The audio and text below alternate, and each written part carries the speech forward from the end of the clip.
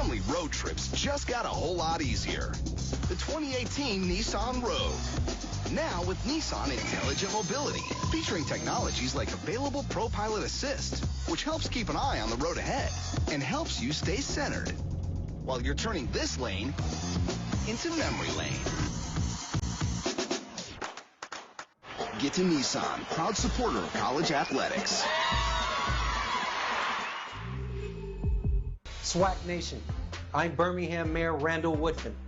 We would like to welcome everyone to the 2020 Cricket Wireless SWAC Men's and Women's Basketball Championship here in the Magic City. The 2020 Cricket Wireless SWAC Men's and Women's Basketball Championships return to the Magic City on Friday and Saturday, March 13th and 14th. The tournaments will take place in downtown Birmingham at Bartow Arena. For more information, visit SWAC.org. It's SWAC time. And welcome inside to the Frederick C. Hobby Assembly Center on the campus of Grambling State University, where we have Lady Tiger basketball coming, as the Lady Tigers of Grambling State will host the Braves from Prairie View. Donovan Travis inside with Shael Flowers right now. And Shael, Grambling State is coming off of a loss that I'm sure that they would like to forget after losing here at home to Southern. Most definitely, and especially because of the rank of the loss. It was a 70-51 loss, and throughout this game, we never really were able to grasp that lead. There was only one lead change throughout this whole time, and you see, we need more efficiency, so hopefully we'll be able to get that today. And, you know, you said, you know, they want that efficiency coming back. Well, they're going to have a very big challenge in this Lady Braves team from Prairie View as they sit in the conference 5th right now. They're in the playoff right now if we were to start tomorrow. Grambling State sitting at the 9th seed only right now, so they would be out of the playoff for the tournament if we were to start yesterday. So what do you think they have to do if they want to be able to get back on the right track and at least just be able to get that 8th seed to be able to say they made it to the SWAC tournament? Well, one thing I definitely have noticed is throughout every stats and every box score that I watch is always the bench points that we're losing. And I feel like even with last game against Southern's bench had 11 more points than our bench had. And I feel if our bench can contribute more, it'll definitely change the overall outcome of this game. Absolutely. You know, another stat that I think, you know, Grambling has to work on is the turnover ratio. You know, they're sitting dead last as far as when it comes to turnovers. And this Alcorn team, they're sitting first. So the ratio between turnovers is definitely, you know, apples and oranges. It's very obvious, you know, who, you know, controls the turnovers. So they definitely want to be able to cut those down as much as possible if they want to, you know, be able to get back on track. You know, they also are coming into this game on a 9-game losing streak. The Lady Braves are only on a 2-game losing streak as of right now. But we're going to take this quick break, but when we come back, we're going to have Lady Tiger basketball here on GSU TV. All right.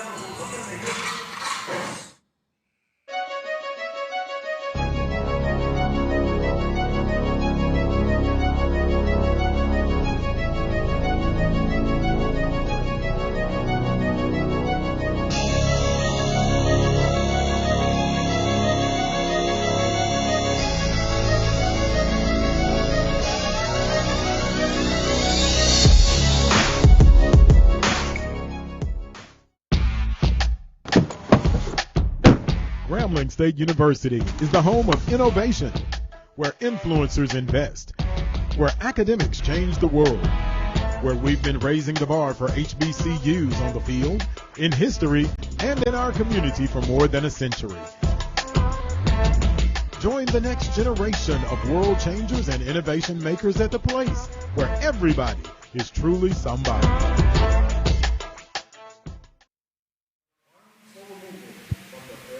And welcome back inside to the First League Hobby Assembly Center. We are almost ready. Right now, we're going to have the national anthem as of right now.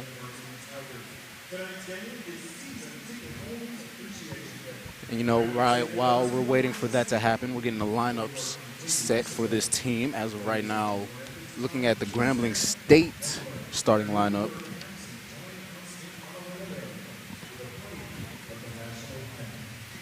Right now, we're about to have the national anthem, so we're going to hold for that.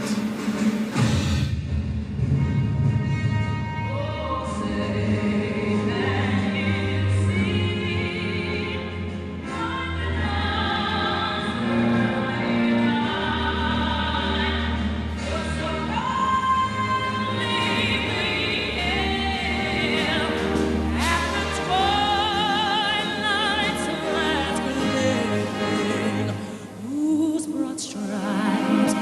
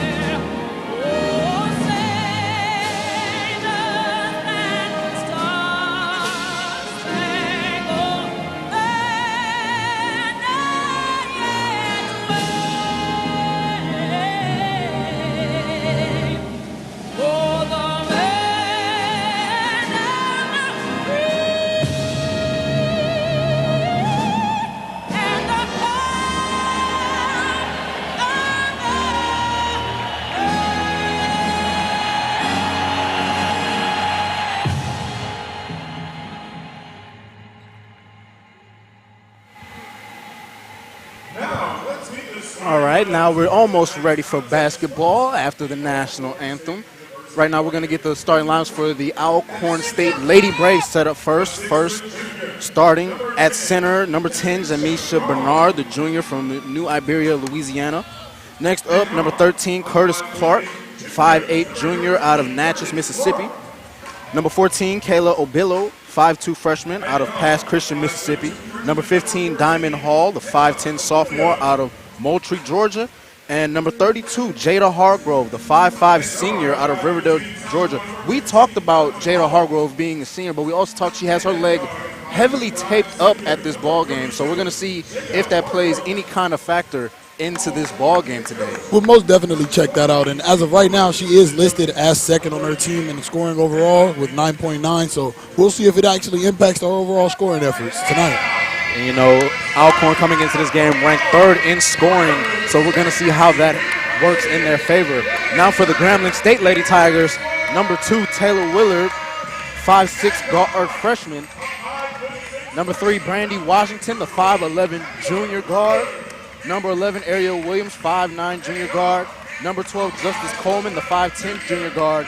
And number 23, Malaysia Yancey, the 5'10", senior guard. So Grambling State running some length, but as well as speed. Most definitely. For this lineup. And with this lineup that they have, I feel like this will be a lineup that will actually be able to go hand in hand with Alcorn's team because it's a matchup of perfect size and speed, and it gives them that perfect variety that I feel would be needed to actually cover the floor tonight. Absolutely. You know, just knowing, you know, we went on the road before with Coach Freddie Murray. You know, he's a very laid-back and chill person. But, you know, when it comes to the game that he loves, basketball, you know, he's not playing around. Not one bit, and it's very evident because although this team is going through their woes, it's very prominent and it's very shown that they are well coached throughout this season. And they just are very inexperienced. So a lot of these games that they've been losing is due to just the fact that we're young. So we're growing, and I feel we'll be all right. Absolutely, and Grambling State coming into this game ranked 6th in scoring in the SWAC. You know, they're going against, like I said before, Alcorn team that ranked 3rd in scoring, so definitely going to see how this plays out. Alcorn taking the court in their gold and purple trim.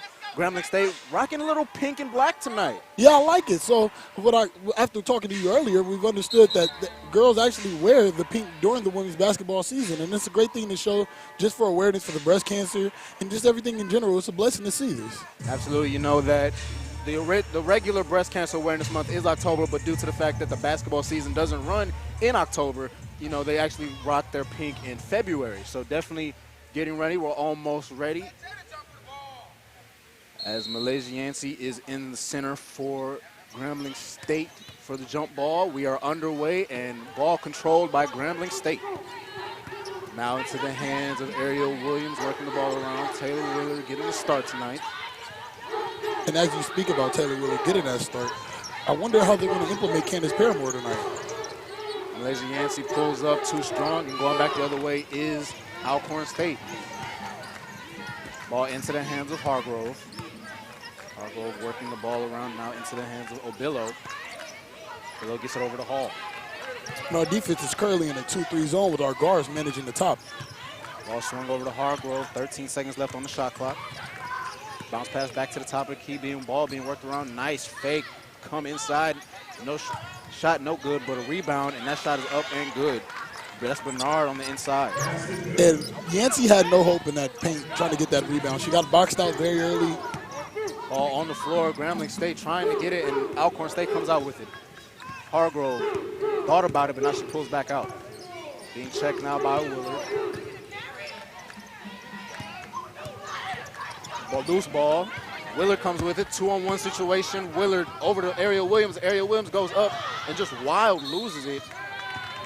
And that's going to be a turnover. Her foot was out of bounds when she caught the rebound. And you look on the rebound. It looked like it may have been partially tipped. Yeah. And she was barely out of bounds. It was just the left foot. Believe that as it may, Alcorn State coming back with the basketball now. It's actually freshman versus freshman. Ball being worked around now into the hands of Clark. Clark gets it over to Hargrove. Into the corner now to Obillo. Obillo with the three. Off the front, no good. And Justice Coleman comes down with the board. Justice Coleman works back to the inside. Kicks it over to Williams. Williams for the three. That's good. That was a great way to run the lane by Brandy because it was a 3-on-1 and she hit the perfect spot. Absolutely. Grambling State had numbers, and they were able to capitalize on that, and Washington is more than capable of knocking down that wing three. Oh, most definitely. I would consider her to be the best three-point shooter on this team. And Hargrove answers with a three-pointer of her own, and now Alcorn State busting out a little bit of full-court pressure.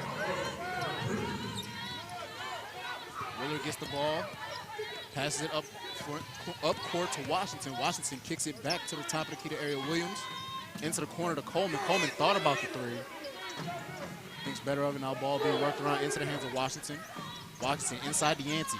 Yancey over in the corner to Willard. Willard for the three. That's good. Great ball movement. It was about 5 passes on that one possession. Grambling State takes a 6-5 lead with 7:20 and ticking here in the first quarter. Loose ball taken away by Willard. Willard 2-on-1. Dumps it off to Williams. Great Williams pass. goes up. Oh, just too strong. But a foul coming up.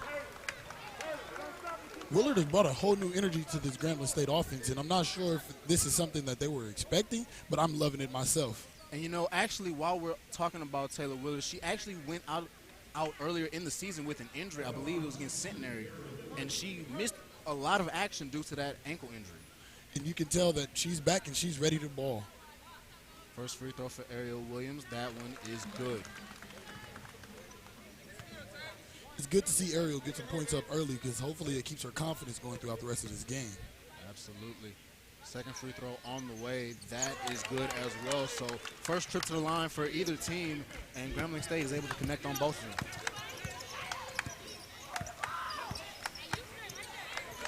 Diamond Hall with the ball now. Splits the defenders, goes inside. She's fouled and one. That foul is going to be against Justice Coleman. That's her first. At the line now for Alcorn State, Diamond Hall.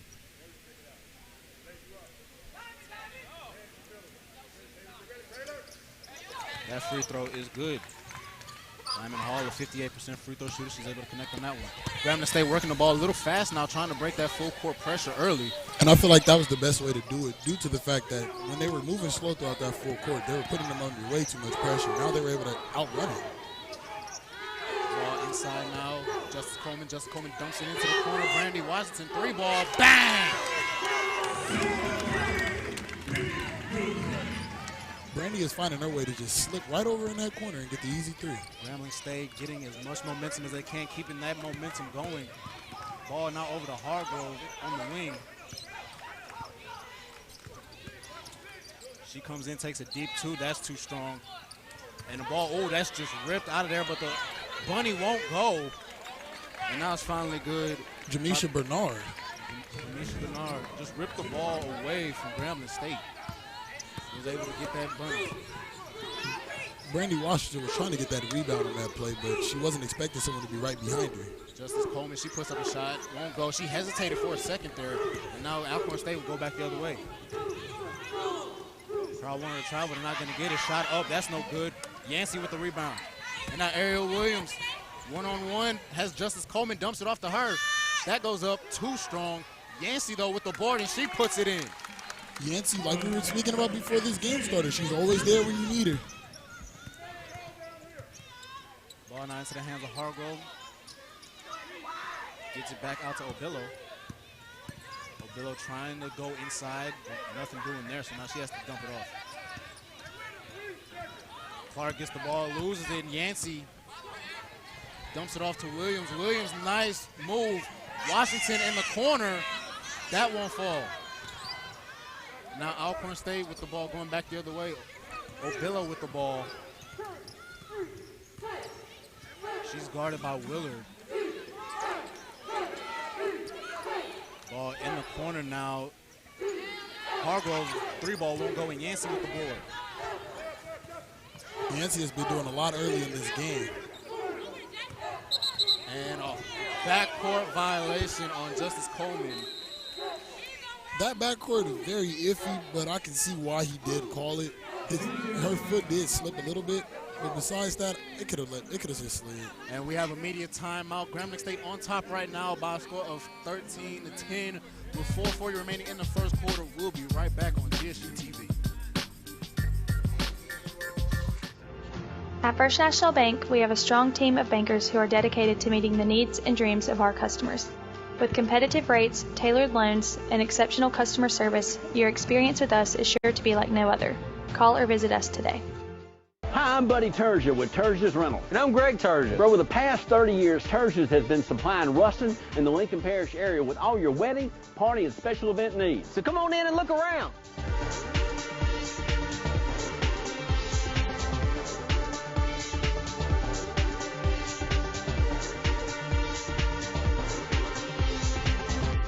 You know, we've got so much more to show you, but we run out of time. So come back when you can stay a little longer.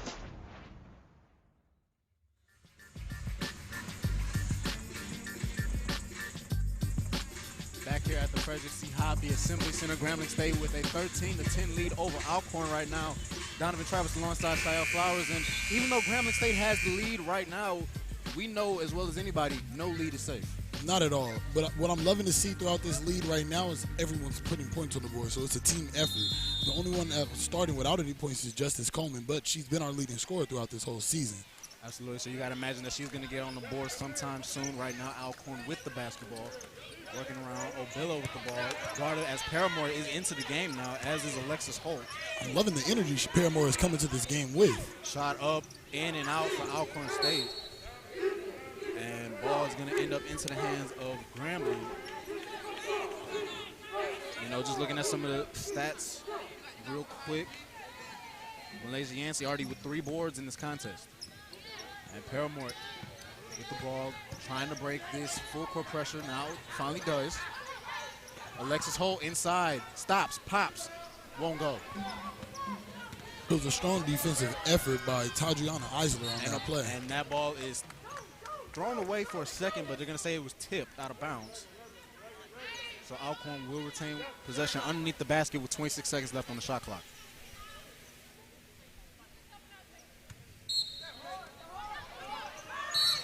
And a foul before the ball was even inbounded. And that's going to be on Alexis Holt, and that's going to be her first. Still going to inbound in the same position, though. Just a lot of grabbing before the inbound even happened. Oh, yeah, most definitely. And with that, this is going to be one of those physical games. Ball finally inbounded into the hands of Roscoe. Ball inside, just between the wickets. It was a very good pass, but Tadriana wasn't even looking for it herself. And the ball finally stolen back by Alcorn up front to Roscoe. Roscoe floats it. That won't go, and Washington comes back with it for Grambling State. She has numbers, takes it all the way herself, can't finish but a foul. That was the perfect way to split the 2-on-2. Just hit it right in the middle, get the foul if possible. If not, she could have passed out, but that was a great way to handle that. Absolutely. You see her looking back a little bit, trying to make sure, see where all the defenders were, and shot that gap. Now she'll head to the line. Most definitely. Now, hopefully her confidence gets boosted by making these free throws as well. She's currently our leading scorer as well with the 2 threes made. First free throw up and good. Brandy Washington, 65% free throw shooter from the line. First free throw was good, so we're going to see if she can connect on the second as well, and that's good as well. She has 8 already in this ball game. Lorraine Roscoe for Alcorn State with the ball now. Now into the corner. Ball being worked around. Now back into the hands of Roscoe. Roscoe over to the wing. Clark. Clark being defended by Paramore. 10 seconds on the shot clock. Ball over to Hall. Hall 5 seconds, 4 seconds. Deep 3. That won't fall. And that deep 3 was a settled shot for sure. But the rebound by Curtis Clark for Alcorn State, and the putback is there. And the State breaks the full court pressure. Willard with the ball now. Now she's about to get double teamed, dumps it off to Alexis Holt. Paramore tried to get it over to Brandy Washington on the inside, but let her just a little bit too much. And now coming into the game for Grambling, Katura Bingham. She's going to take out Justice Coleman. And you got to imagine that's the answer that they're going to have to guard to Tadriana Eisler. Most definitely, because she's very physical on this inside. She's shown it throughout every game. Ball being worked around. Corner three, that's going up, and that's no good. But the rebound by Isler, she goes back up. That won't fall either. And the ball knocked out of bounds, but it's going to stay with, okay, they're going to correct it, and they're going to say the ball is now with Grambling. At first, the original call was staying with Alcorn State, but now they're going to say it does, in fact, go to Grambling. And I'm glad that Tadriana took the integrity amongst herself to tell the ref that it did bounce off of her arm so that we didn't have to waste time with a replay. Well, the other ref was coming in as well, like, hold on, wait a minute. As Yancey's back into the game now. Paramore with the ball. Takes it back for almost ripped around. Willard, though, is able to recover it. Alexis Holt with the three. That's good! Way to get out of some chaos. And great pass by Willard to catch Holt on the open three. And a foul coming up, and that's going to be on Bingham.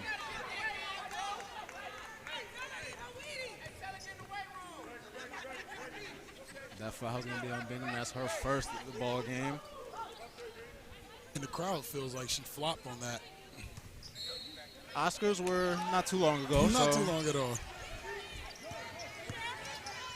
Ball over here close to us. Now inside to Isler. Isler guarded by Bingham. Goes up, no good. Ball tipped. Alexis Holt with the ball. Gets it over to Willard. The ball deflected. Great deflation. And finally a foul is called, and that's looks like it's going to be on Nia McAlfia. Great hustle. And that's going to be her first excellent hustle by Alexis Holt. I mean, although she lost the ball, she turned around, got the tip, and got the ball right back and held on to get the good foul. And discussion going on right now between the refs. And a timeout called by Grambling State. And we're going to keep it right here. 18-12 is our score right now, and it just looks like Grambling State just comes out the game and they have all the momentum. And this is something that is very rare to see, actually, because throughout most of the time, we've started off these games slow and we've come back towards the end, and that's what's put us in these hard spots. But now we've actually started off with a 6-point lead, so hopefully we can hold on to this to end the quarter. And, you know, even though Grambling State, while we're looking at the schedule right now for Grambling State, as they're playing right now, playing against Alcorn, they are headed to Prairie View February 15th to play Prairie View A&M. And another reminder as well that all Grambling State broadcasts will move to pay-per-view starting February 22nd. So be sure to log on and make sure you're subscribed. Make sure to tune in to that because you will be missing out on some great sports if not. Back here, Grambling State working with the ball. Finally cross half court. And the ball staying with Grambling. Excellent job by Paramore. Able to knock it off of a Alcorn State defender. She was locked up. Oh, yeah, she knew how to get that ball up out of there and make sure that they can actually get the possession again. But like we were speaking about earlier, it seems as if her attitude is just out of the game right now. Absolutely. Oh, nice crossover by Paramore. Paramore just tried to get over to Bingham, and it's knocked away. Alcorn State going back the other way. McAlfia up, no good. Bingham gets the board. Gets it off to Willard, and Willard. Nice crossover. Over to Paramore. Paramore thought about three, goes inside. Up, and no good, but a foul coming up. And looks like that's going to be against Isler. Great play from Paramore, but lovely play from Taylor Willard throughout the whole possession to just keep the handle on the ball. I mean, she got double teamed. She split it with ease and made the perfect pass for Paramore to go up and get the foul. As Taylor Willard is going to check out now for the contest. Ariel Williams comes back into the game. You know, just talking about, you know, Taylor Willard, I expected this play from her when I first saw her play. When I first saw her step onto the court, I was like, this girl is something special. Most definitely. And this is actually my first time seeing her live, but I can definitely see what you were talking about, man. Because when you were speaking about it at the Jackson State game, I really wasn't too sure, but, oh, yeah, I see every bit of it now. Paramore able to knock down both free throws on that trip. Now 20-12 is our score. 1:20 remaining here in the first quarter. Ball inside now. That's to Walker. Ball now going over.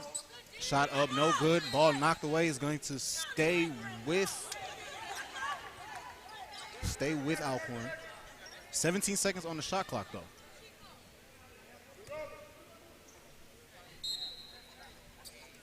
Excuse me, now they reset it to 20. Ball up to Rasco. Now down to Malwall. And a travel violation. Just a little bit too anxious, man.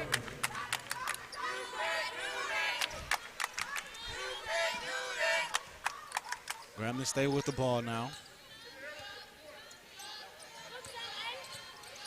Ariel Williams ahead to Alexis Holt. Inside to Bingham. Bingham thought about the shot, puts it up. Oh, and she just gets mugged by Charisma Walker. Charisma Walker trying to get something going. Now she finally gets it off to McAuliffe. Corner three on the way. Obello, nothing but air. And a nice block by Candace Paramore on Malwall. Most definitely. That was a perfect way to come up and help out in the paint as Bingham was already caught up with defending everybody else over there. Malwall got the rebound, but Paramore was out there out of nowhere, man. 36 seconds remain on the game clock. And I believe the refs are discussing it didn't touch the rim, so what is the shot clock? And it looks like they are going to look to see what the shot clock is going to be set to. Well, because it would be the perfect opportunity to get them out of there and get an easy possession and not have to rush the possession as well. And, you know, you're talking about Grambling State being able to come out early and often in the first quarter. Looking at numbers that they've put up against other teams in the first quarter, they've actually been outscored going into this game in the first quarter by their opponents by a score of 398 to 290. So for them to be able to come out and take a first quarter lead, this is exactly what you'll like to see, and hopefully this momentum will just keep them going, because this is something that this is a position that they haven't been in too often throughout the season. still waiting on the actual call. You know, I wasn't here for the last game versus Southern, but I think I missed a lot of fireworks. Oh, yeah, it seems like it. And we even seen Ariel get a bit frustrated, and it seems as if someone flopped and they set her down for the rest of the game, man. So I'm glad to see her mind is back right and she's playing very physical throughout this game. It looks like they're setting the shot clock to 14 seconds. As you can probably hear some trash talk coming from the fans right behind us. Yeah, Mr. Black calls them the crew. Yeah, they're getting into Nia McFarlane, and she's a freshman, so this is her first time seeing how Grambling gets down. And also, if you remember, you know, Grambling State lady Tiger basketball, Jasmine Boyd is in that crew right now. Oh, yeah, you know she's going to love her team, man, especially after the impact that she put on there. Absolutely. You can never take away the impact and the legacy that Jasmine Boyd left here at Grambling State. And shot clock is set to 14. So it looks like we're ready to finally get back into action now. Still 36 seconds left on the game clock. Ball inbounded inside, knocked away by Bingham, and Ariel Williams able to take it away. He tried to get the post pass into Charisma Walker, but Bingham was ready for it. Ariel Williams being guarded now by Obello. She's wasting as much time as she can. Only a 3-second difference between the shot clock and the game clock. Now over to Holt. Holt gets it into the corner to Bingham. Bingham puts up a shot, and she's fouled. But that's a way to get some easy points on the board, because Bingham was actually trapped, and all she did was force it up, and they luckily fouled her.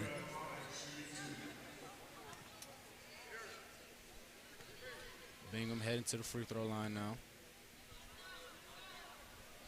First free throw is good. And now she has her first points of the night. Bingham is actually a 71% free throw shooter on the season. Second free throw on the way. That rattles in as well. So now a 10-point lead here for Grambling State with 13 and ticking here in the first quarter. Ball inside. Shot up. That won't go. 5 seconds, but tipped out of bounds by Ariel. Oh, no, they're going to say it's going to be Grambling State basketball. Even better. So now with 5 seconds remaining, Grambling State with the ball. Ariel Williams, she's pushing it. 3 seconds, 2 seconds. Floater on the way, and it won't go. But nevertheless, Grambling State is going to have a 10-point lead heading into the second quarter by a score of 22-12. Here at the Frederick C. Hopkins Center on campus of Grambling State University, you're watching GSU TV.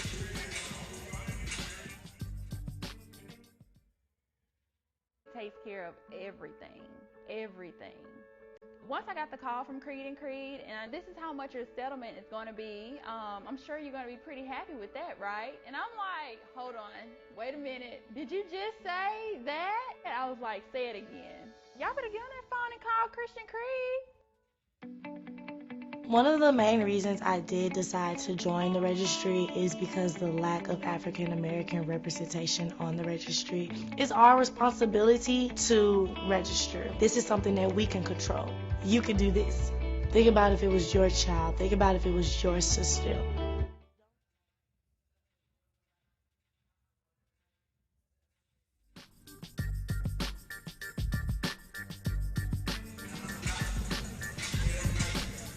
Back on the campus of Grambling State University inside the Frederick C. Hovde Assembly Center. Donovan Travis alongside Shael Flowers. And if you're watching GSU TV, you watch some of the replays going on.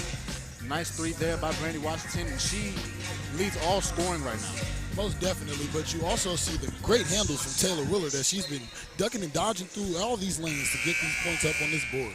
You know, Taylor Willard, she only stands, this says 5'6", I don't believe that. You don't believe it? I don't believe that. 1 second. Nope. I can see it. I can see it. Alcorn State starts off with the basketball now. And the clock does not start. We've had plenty of clock issues this season. The shot and clock today is no different. Now the ball will be inbounded in front of us. You can still see Jada Hargrove, her hamstring still taped up heavily. However, she's still in this ball game as she gets the ball. And lost balance, loose ball on the floor, and they're going to call that a jump ball, and Grambling State is going to get possession. Nice defense by Ariel Williams. That was great defense by Ariel Williams, and you see the true hustle in that overall. She even got her to stumble down, and as soon as she stumbled, she hopped right on top to make sure she can secure that jump ball.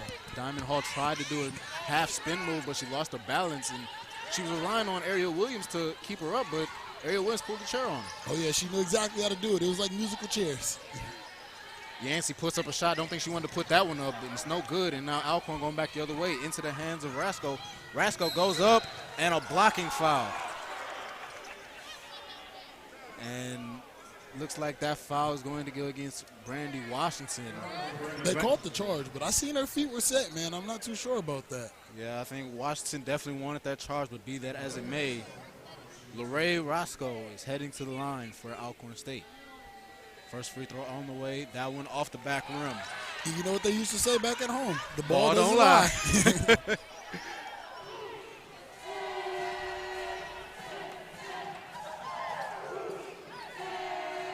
Lorraine Roscoe, the 5'4" junior out of Indianapolis, Indiana.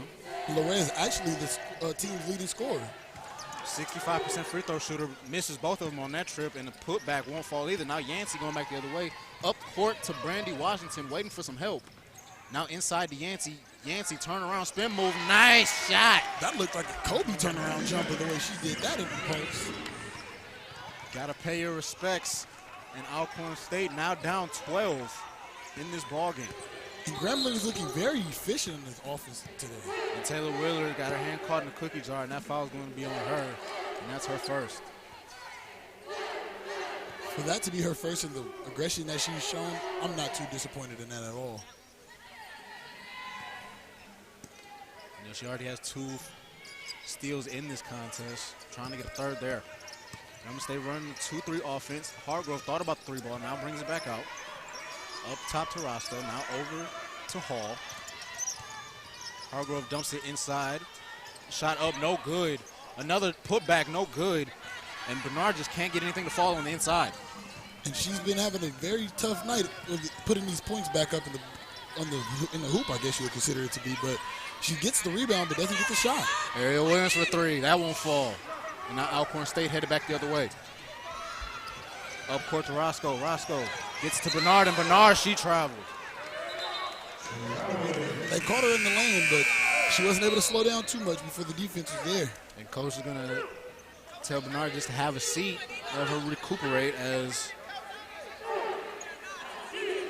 Asia Kirkland checks into the game now, the redshirt junior for Alcorn. And Alcorn still bringing full court pressure. Yancey with the ball now. Gets across half court. Brandy Washington on the wing. Back up to Yancey, now up top to Williams. Ball being worked inside, Justice Coleman. She works inside. Shot up, won't fall, and they're going to call that a jump ball. And possession arrow says Grambling. But the ball is given. And they're going to say, yes, stays with Grambling. And there was a jump ball over here with Diamond Hall and Ariel Williams that was with Grambling. So now the ball is with Alcorn State. And now they're saying, no, they're staying with Grambling? It seems as if the ref was explaining to 15 actually that the ball was considered a jump ball, so it should be Grambling's ball. But someone stating that the possession arrow never turned. I believe that's Alcorn's case that they're making right now, as the officials are having a discussion, and it's going to be Alcorn's ball. Okay. The important thing is they get the right call. And I believe the possession arrow never changed when Ariel Williams was in that tie-up towards us over here in the first quarter. Right, between Ariel Williams and Diamond Hall, yes.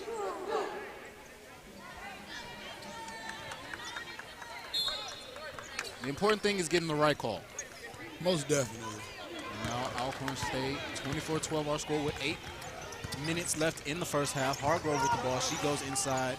Double team, spin move, gets open. Not strong enough, though. She gets her own board. That one was too strong.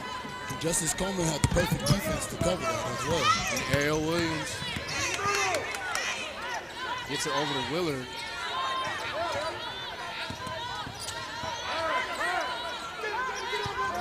Stay 15 seconds on the shot clock now. Willard with the ball at the top. Back over to Washington. Washington 3-ball. Oh, in and out. That was there. She shouldn't even be mad about that miss. Diamond Hall throws it, but she throws it right into the hands of Brandy Washington. 3-on-2 situation we have. Justice Coleman inside. Goes up off the front rim. She gets her own board, though, and that goes in. Waiting for Justice to get that step around and go ahead and get a rebound as well and get the second chance points. I'm loving the effort tonight. Those are her first points in this contest. First of many.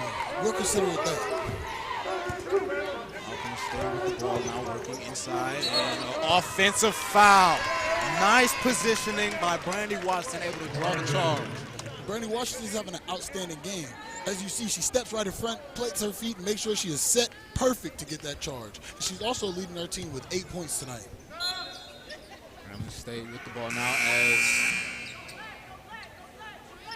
Nayinker Malwall checks into the game now. For Alcorn State.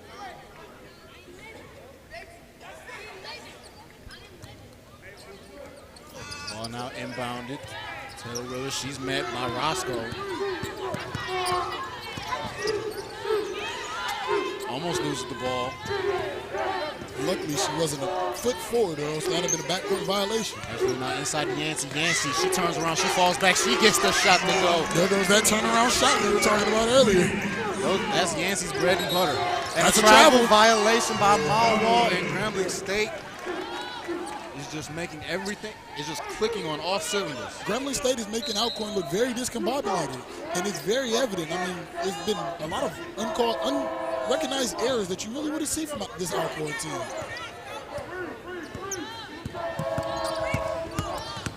Willard still met. Beats. Oh, she just loses the ball, though. Yancey was there to get it. Justice Coleman, nice crossover. Can't finish, though. And that would have been a perfect highlight play as she got the easy crossover in the easy lane. Malwall, she can't finish on the other end. Now Grambling State goes back the other way. Nice crossover by Ariel Williams. I'm loving this offensive play by our team right now, man. It's lovely. Ariel Williams wants to set something up. 20 seconds on the shot clock. And to get the ball back, that was a great hustle play by Brandy Washington as well, to get the rebound and tip it to Justice before she stepped out of bounds herself. 10 seconds. Justice Coleman puts up a shot. That wouldn't fall. And now Alcorn goes back the other way. Inside, nobody home for Grambling, and that's an easy 2 for Kirkland. 28-14 is our score now. It's funny that you say that because we actually have a 14-point lead. We only have 14 points. Nice Euro by Justice Coleman, and that goes in. Going back to Alcorn's bucket. That was the first bucket of this quarter. They went almost 5 minutes without 1 point. And our defense has been showing up tonight as they've been getting every rebound and every opportunity to end these second chance points for Alcorn. Ariel Williams taking the time. Brandy Washington over to Justice Coleman. Now they're just going to set something up. Very efficient ball movement right now as well. Our offense has been running with ease this year. Ball inside, now back outside to Ariel Williams. 10 seconds on the shot clock. Willard with the ball. Now 6. Shot clock at 5. Willard puts up a deep three from the parking lot, and that's an air ball, and that's going to be a shot clock violation. Can't blame her on that. She just had to put something up. The shot clock was just too low. That'll be no problem. We've been shooting 80% from the three-point line, so that one miss isn't too bad at all. We have a timeout on the floor, so we will take a timeout as well. Grambling State still on top by a score of 30-14 over Alcorn. You're watching GSU TV. My name is Yolanda Decker-Williams. I'm from Houston, Texas, and I am the battalion commander of the Army ROTC program at Grambling State University. So I'm glad that I chose the route of doing ROTC because I'm actually able to go to college, get my education, and still be a cadet and learn how to do training and get that discipline. They're able to teach us how to adapt to everything, how to become resilient, how to stand our ground, and to learn how to be more independent, but to work as a team. We are here to work for the community. At the ROTC program, we love giving back. If anyone has the opportunity to join the ROTC, they should do it because it's a life-changing event. A smile can change how you see the world and how the world sees you in return. That's why at True Care Dental, we are committed to providing the best dental care for your entire family. Since 2005, Dr. Pruitt and our staff have been focused on patient care and comprehensive oral health, offering a full line of dental services in a relaxed atmosphere. It's also why we accept all insurance plans, including Medicaid, as well as same-day appointments for walk-ins and dental emergencies. True Care Dental, dentistry from the heart. Grambling State has a 30-14 lead over Alcorn right now. They've just been clicking on all cylinders. Most definitely, and I feel like this is really the best I've seen Grambling all year. And with Taylor Willard back in the starting lineup, you see the change in just the culture and the attitude of our offense. Ball work inside now. Almost lost. Obillo, she stepped out of bounds. Now Grambling State with the basketball now, and turnovers have been a major issue for Alcorn. That was their 12th, and we're not even at halftime.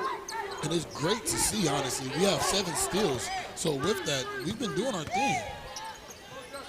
Ball into the hands of Brandy Washington as the band is walking in the building. Justice Coleman with the ball. 15 seconds. She's trying to get inside to Yancey. Yancey is being denied on the inside, though. 10 seconds on the shot clock. Brandy Washington tried to dump it off to Yancey, but that route got jumped. And the ball loose on the floor. Alexis Holt gets it back. Yancey dumps it off to Willard. Willard, she gets bumped and one.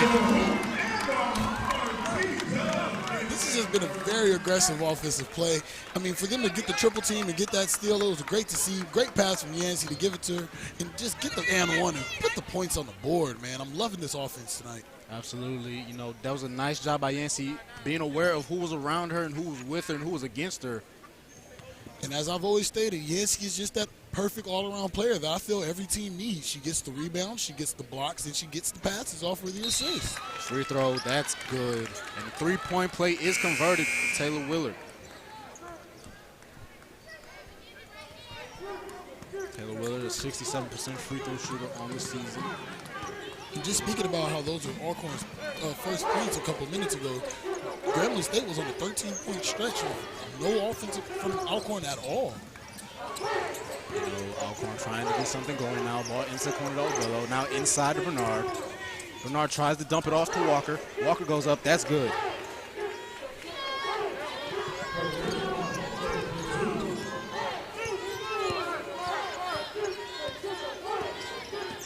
Willard met by Obillo.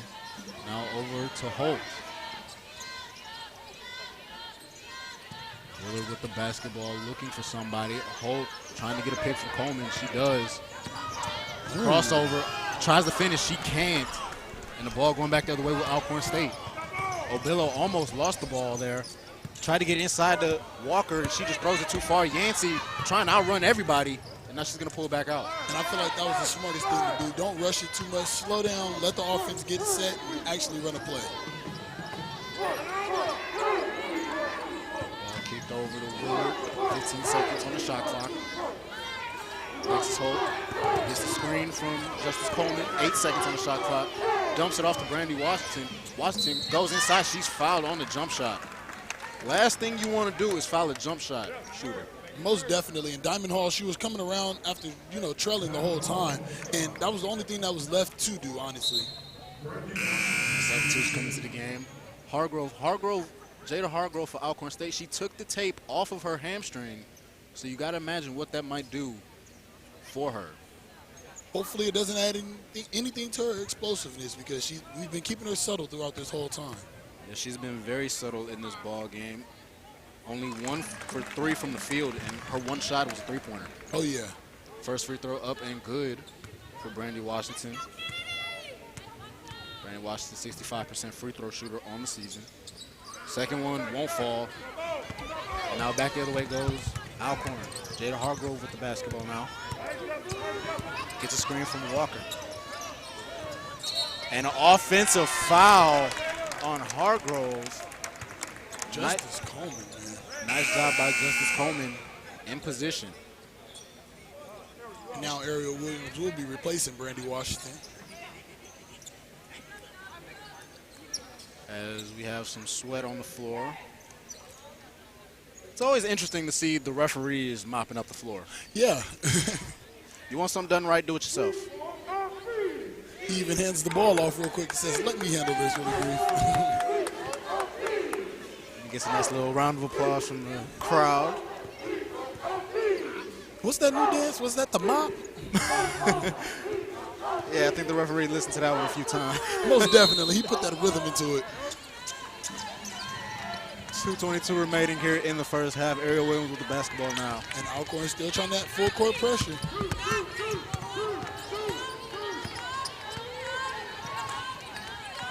Into the hands of Alexis Holt. Yancey and loses control of it, and it's going to go back to Alcorn. It was just a whole lot of going on, and I feel that Kirkland actually got her hand in and made the proper play to get the ball loose. Alcorn State working back the other way.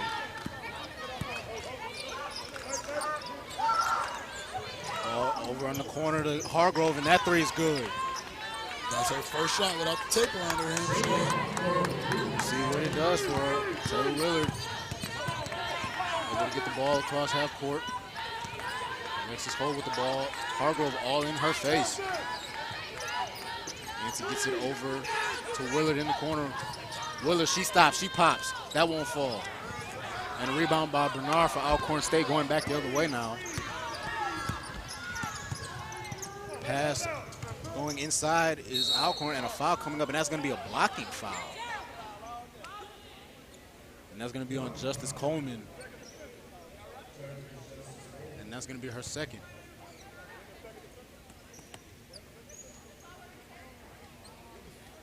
And the referee also, once again, has to do it himself.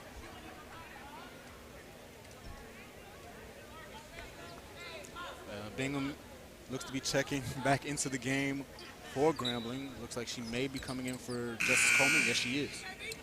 And that's the perfect time to just give Justice Coleman some rest to end out the half and come back right in this second half. And I feel like they'll just stay explosive. They've been holding on throughout this whole game. 2 shots coming up now for Alcorn State. This is Aisha Kirkland, first free throw. That's no good. And shout out to Grambling's very own Shakila Hill, as she stated that we're doing our thing right now. She's doing her thing overseas, that she just got the MVP as well. Absolutely, MVP for the month of January over there. Major shout out to her, second free throw. That won't fall. And now 1:20 remaining. Ariel Williams with the basketball. She almost loses it, but able to get across half court.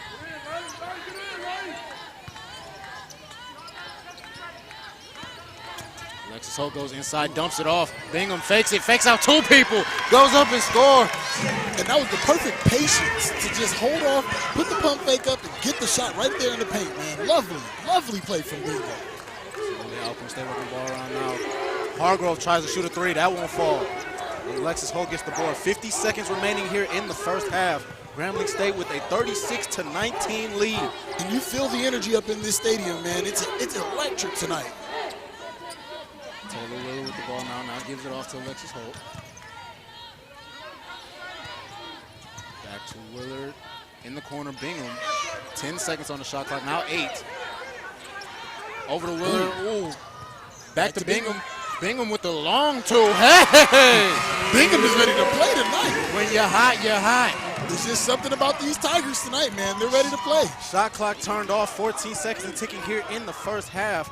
Looks like Alcorn will hold for the last shot. Now 8 seconds on the game clock. Excuse me. And the defensive chants are going off.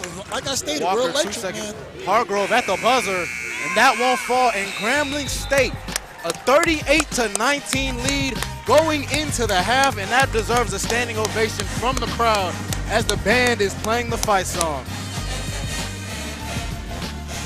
We're going to take a quick break, but when we come back, we are going to have second half action here at Grambling State. You are watching GSU TV. Family road trips just got a whole lot easier. The 2018 Nissan Rogue. Now with Nissan Intelligent Mobility, featuring technologies like available ProPilot Assist, which helps keep an eye on the road ahead and helps you stay centered while you're turning this lane into memory lane. Get to Nissan, proud supporter of college athletics.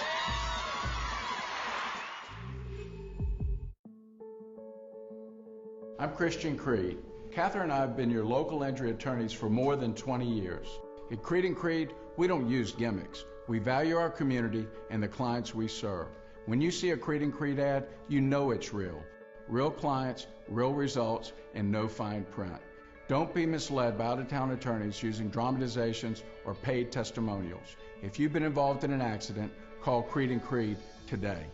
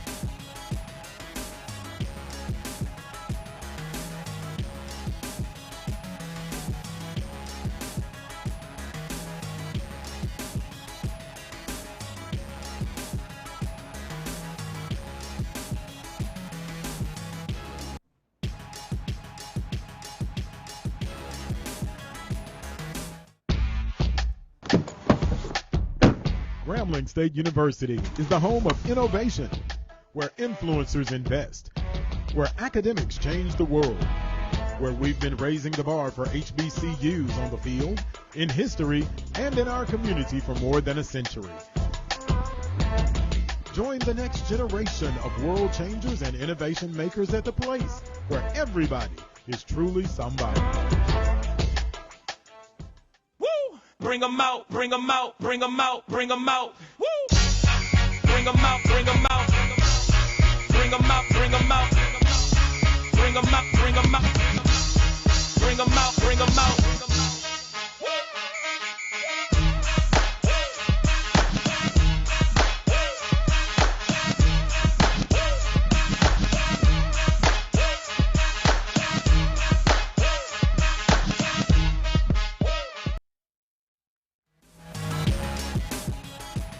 Grambling State Lady Tigers have a commanding 38-19 lead over the Alcorn State Lady Braves. Donovan Travis alongside Shael Flowers. And Shael, that first half, all Grambling State. That first half was something that anybody who's a Grambling fan would love to see. And now we just have to see it be reciprocated into this next half, man. Because if we keep that energy or just 75% of that energy alone, we'll be all right. Grambling State starting with the ball here. Now 16 seconds on the shot clock. Brandy Washington, 3-ball. That won't fall. And Hargrove for Alcorn State going back with the ball. Now up to Obello. And Hargrove missed the wide-open Curtis Clark down there in the paint. But now I guess we'll have to see what their regular offense will be able to do. Hargrove with the ball in the corner. Now gets it inside. Inside the Hall. Hall goes in on Justice Coleman. That won't fall, and Coleman gets the rebound. Justice Coleman is a force to be reckoned with in the paint because she knows how to move her body and be in the right angles to always disrupt the shot. Ball over now to Ariel Williams. Now back to Willard. Ball down low to Yancey. Yancey turns around, puts up a shot. That won't fall. Coleman to get the board, though, and she's fouled.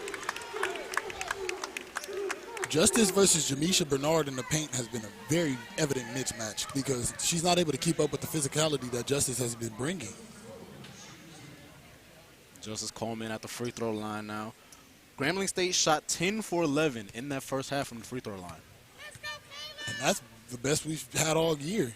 First free throw in and out for Justice Coleman. See, man, why you speak up on the free throw percentage? I'm sorry. I'll take that one. I'll take that one. Man.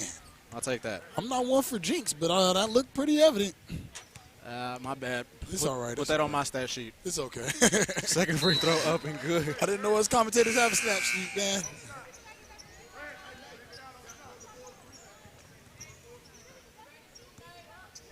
Alcorn State working with the basketball now, down 38-19. Working with the ball now. 3-ball on the way from Hall, and that's good.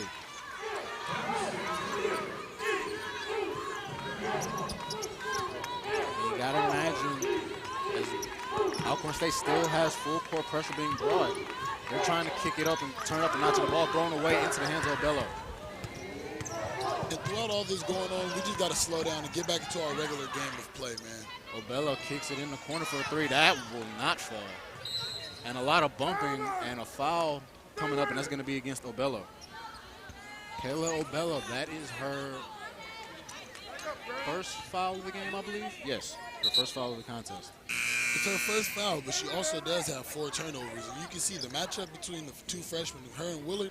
Willard has been very evidently dominating. And Obello's going to take a seat into the game now is McAlfia. Erwin with the ball now over to Willard. And you got to imagine Hargrove's one of the better defenders for this Alcorn State team. Her assignment probably is going to be Willard. Inside now to Coleman. Coleman kicks it back out to Williams. Williams over to Washington. A lot of ball movement. 3-ball on the way. That's good. Great shot from Ariel. Like we stated before, if she gets going, it's going to be a scary night for them. Ball inside stolen by Justice Coleman. Justice Coleman, she's off to the races. Goes inside, dumps it off to Ariel Williams. She goes in now. That's good. Perfect way to maneuver that 3-on-2. And for give it to Ariel Williams in the corner, and for her to attack that baseline, that's the perfect way. You can tell they were well coached on that play, man. Beautiful defense to offense there, and foul coming up. No, they're going to say travel. I love it. Nia McAlfia called for traveling. And as you see, Alcorn's freshman guards have been struggling. 38-25 on the score. I think that's right. 41-25, 44-25. They're correcting it as we're talking. Yeah, okay, because I was a little confused myself. I was confused as well. I'm like, hold on. I was going to say, how long was my head down? What did I miss? 44-25, I believe, is the official score now. Seems about right. 19-point lead for us Tigers. Knock it back down to 43. You got as May Yancey. She's trapped. Now she gets it over to Ariel Williams. Ariel Williams able to get away from the defender. Gets the ball right back. Justice Coleman whips through, goes up, and a blocking foul. Shot won't fall, but free throw's coming up. Justice knows how to make her force known down there in that paint. As soon as she gets it, she does a good turnaround, and she just drives, man. If you're not ready for it, you're going to get ran over, as you see.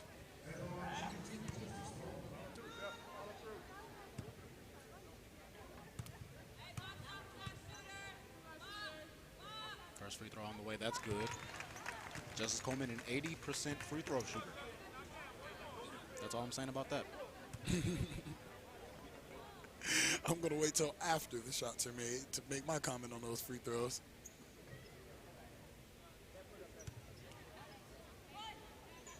One more free throw coming up. A lot of score corrections being made. Most definitely, but this is now our biggest lead of the game. Second free throw, good. 45-22 now is the score in favor of Grambling State. They changed it now to 46, and it's still confusion going on.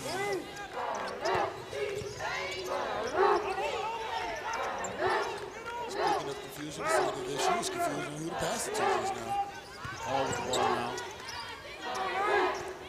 Three ball on the way. That rattles in for Roscoe. And I was actually expecting to see a lot more from Roscoe as she is, as I stated earlier, she is their leading scorer. She averages 12 points per game. Roscoe, this is a good matchup. Willard versus Roscoe, that is an interesting matchup to keep our eyes on for the rest of the game. Most definitely. Willard with the ball now back over to Washington, inside to Yancey. Yancey, double team, kicks it back out. 7 seconds on the shot clock. Yancey in the corner. Steps up, puts it up, no good. Grambling State going back the other way, and a travel violation. Grambling State will get the ball. And that seems like Roscoe is just not in it today, man. She's usually averaging 12 points, but she only has 3, and that 3 was her first points of the night. And, you know, turnovers have been a major problem for this Alcorn team in this contest. They had 15 in the first half alone. Most definitely, and I'm pretty sure they picked up about 3 since this quarter has started alone. With the ball now, trying to look for somebody. Gets her over Alexis Holmes. Now over to Ariel Williams. Ariel Williams gets to Coleman. Coleman thought about the jumper. Now works inside to Bingham. Bingham puts it up, and that's good. Way to put the work in by Bingham, as you said. She ran away from Diamond Hall and instantly put that up. And a foul coming up, and that's going to be against Ariel Williams, looks like, and it is. That's going to be her second. Excuse me, that's going to be her first in the ball game.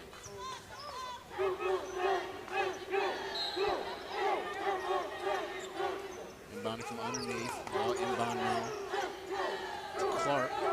Clark gets the ball to Hall. 3 ball on the way in the corner, that's good. By Tajane White, the freshman guard from Brooklyn, New York. Only shooting about 50% from 3. That one works.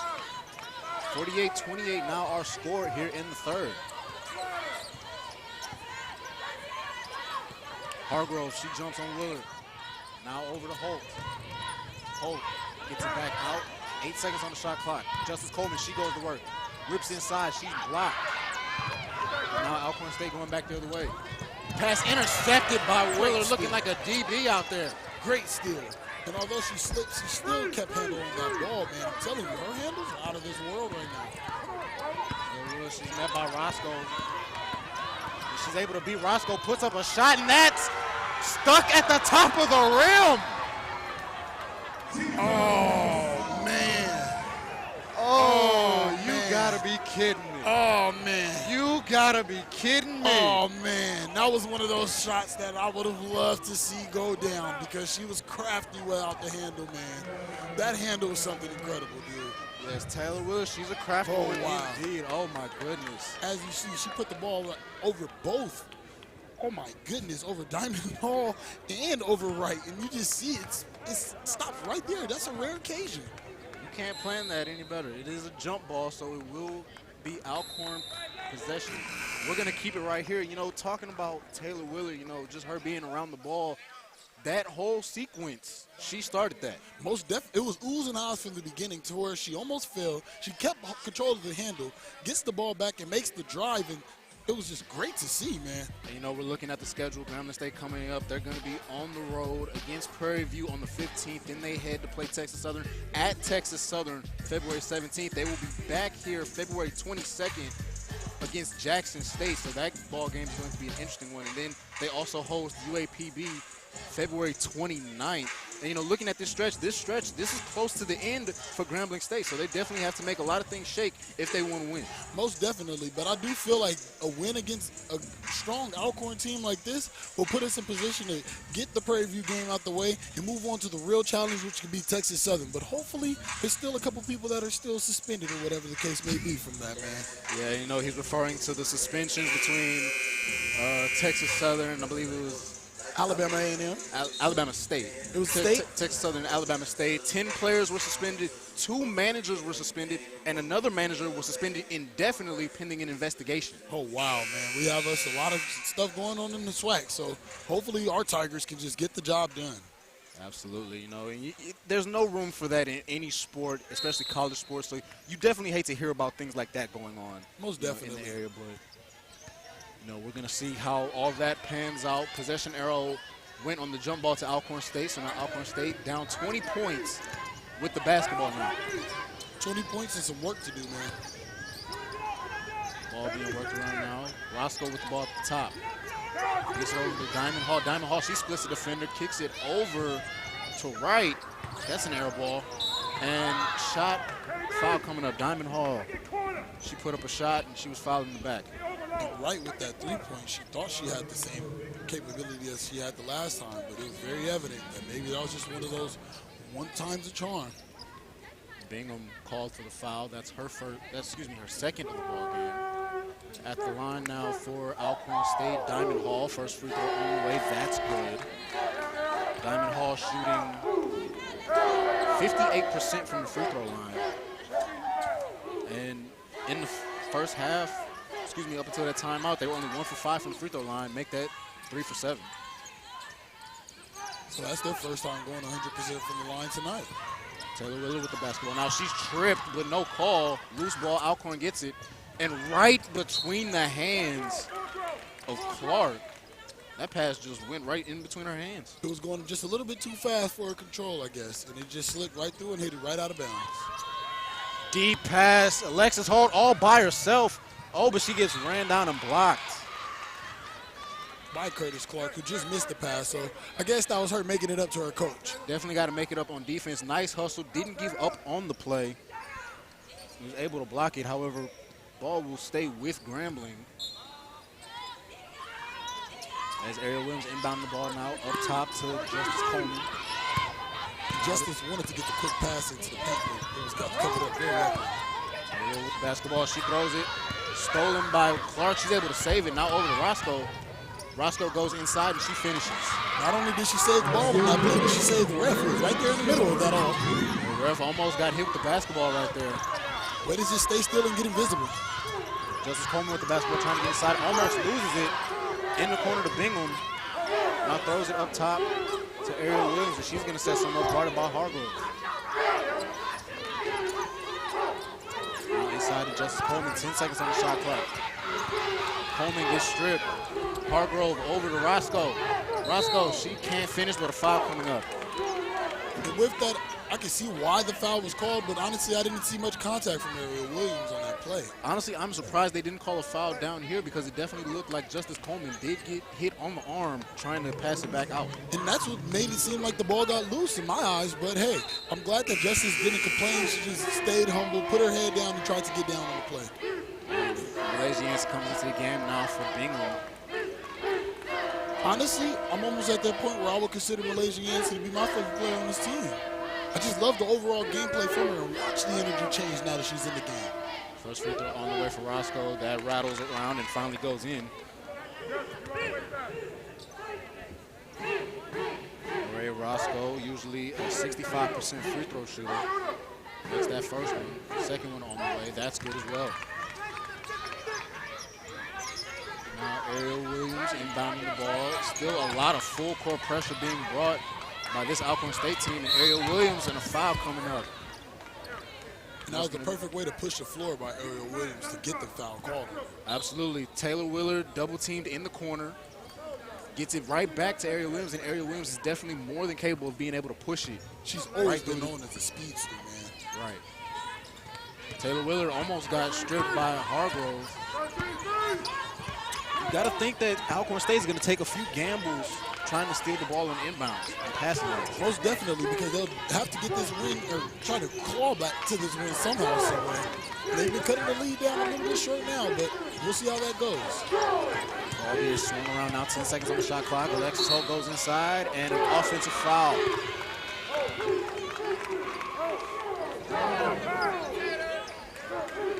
You know, Alexis Holt going inside. Clark right there being able to draw the charge, put her body in harm's way for the sake of the team.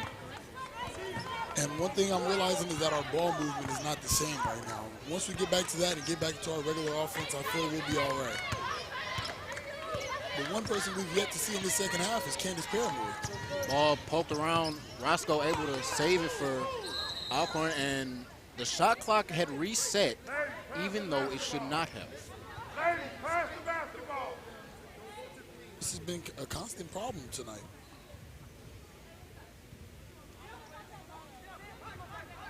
Now the refs head over to the booth to try to figure out where the shot clock should be at. And we want to remind you, look for the label. Be sure to always buy official Grambling State merchandise. Be sure to check the label where everybody is somebody and every dollar counts. Most definitely. And honestly, the Graham gear isn't official unless it has that label on it. It's very evident, too. If it doesn't have the label, it's not official. If it doesn't have a label, hang it up on a cable or something. Hey. Bookstore definitely has a lot of nice Grambling State apparel. Oh, yeah, stuff that I've never seen before. So they got it now, 10 seconds on the shot clock. 3 ball on the way, and that's good by Roscoe. So now 48-37, still in favor of Grambling State, though. Since Roscoe's went 2 for 2 from those free throws, she's been pretty hot tonight now. Grambling State gets the ball past half court. Ariel Willard with the basketball now over Alexis Holt. Ball into the hands of Taylor Willard. 10 seconds on the shot clock now.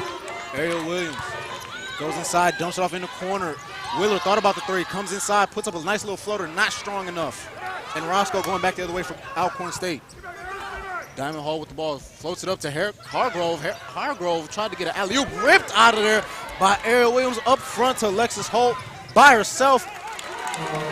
Great play by Alexis Williams, because Ariel Williams, excuse me on that. She was in a 3-on-1, rips the rebound out and gets the perfect pass out to Alexis Holt for that easy layup. Just straight ripped the ball out of her hands and takes it the other way. You seen the grit on her face when she turned around with the ball. Oh, Lord, I loved it.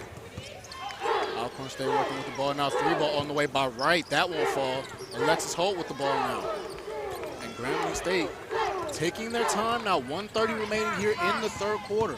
They just have to control the lead. And Roscoe is able to steal the ball from Holt. And Roscoe all by herself, she's able to put up an easy shot for 2.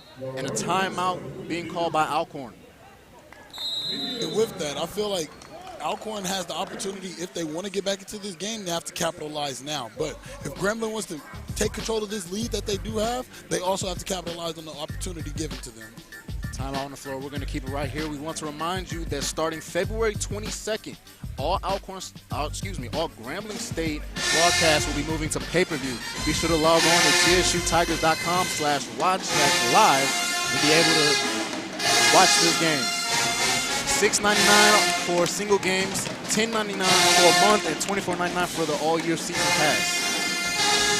As you're listening live to the world famed Grambling State Tiger Marching Band. And it definitely is world fame. As you can see, the energy has changed since they've gotten here. Absolutely. Everybody loves the Grambling State Marching Band. Always playing the tunes.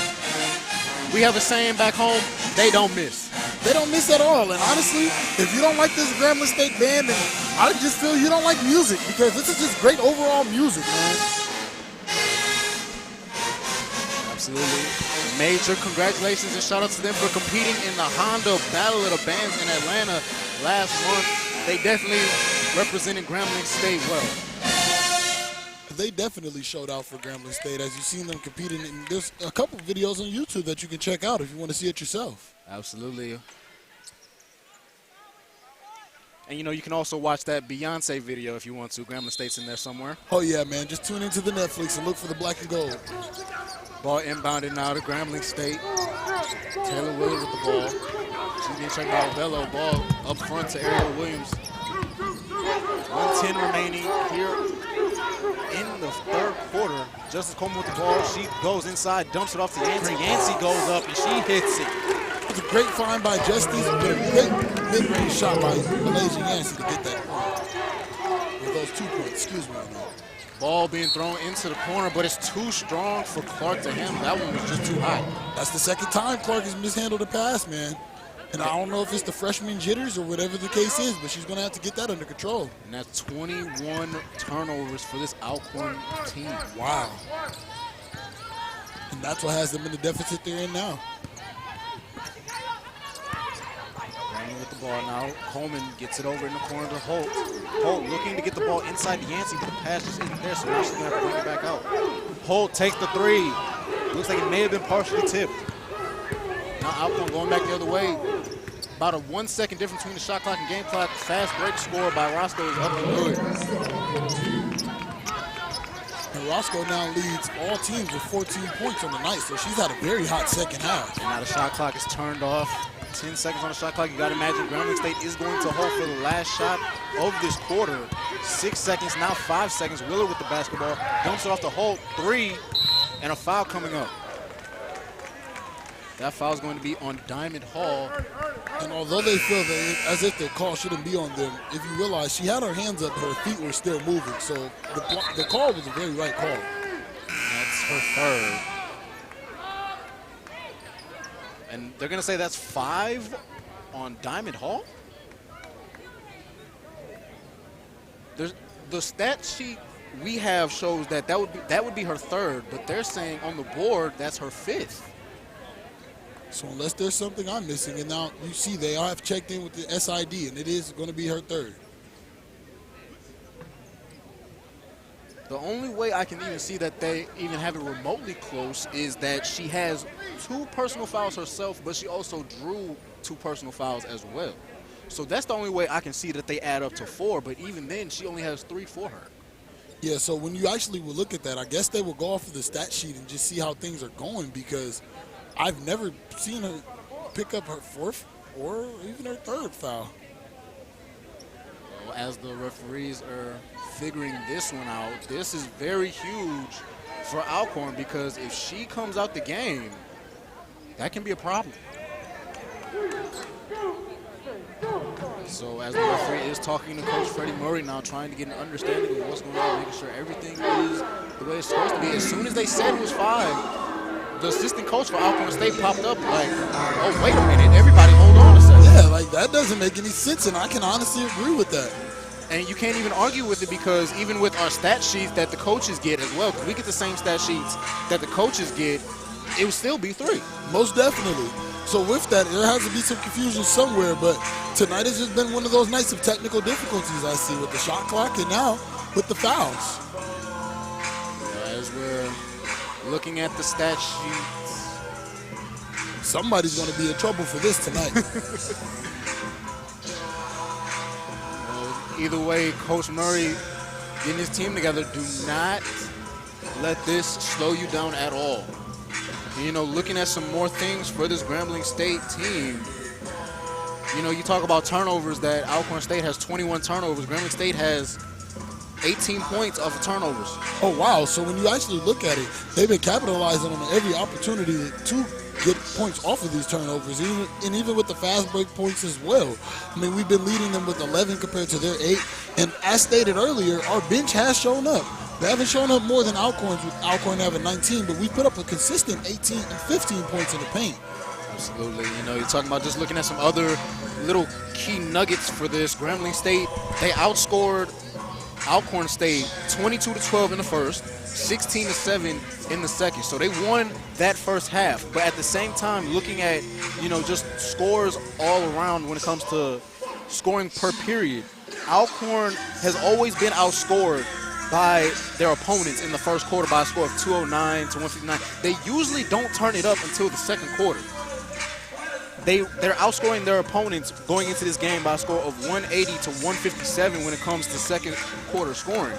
And sorry about that, but with that, you actually see Alcorn has picked it up in this third quarter, and they have 20 points compared to our 12. Leave that as it may, Grambling State still has a lead. Either way, they will have the ball. It's just a matter of if Diamond Hall for Alcorn will stay in the game or not.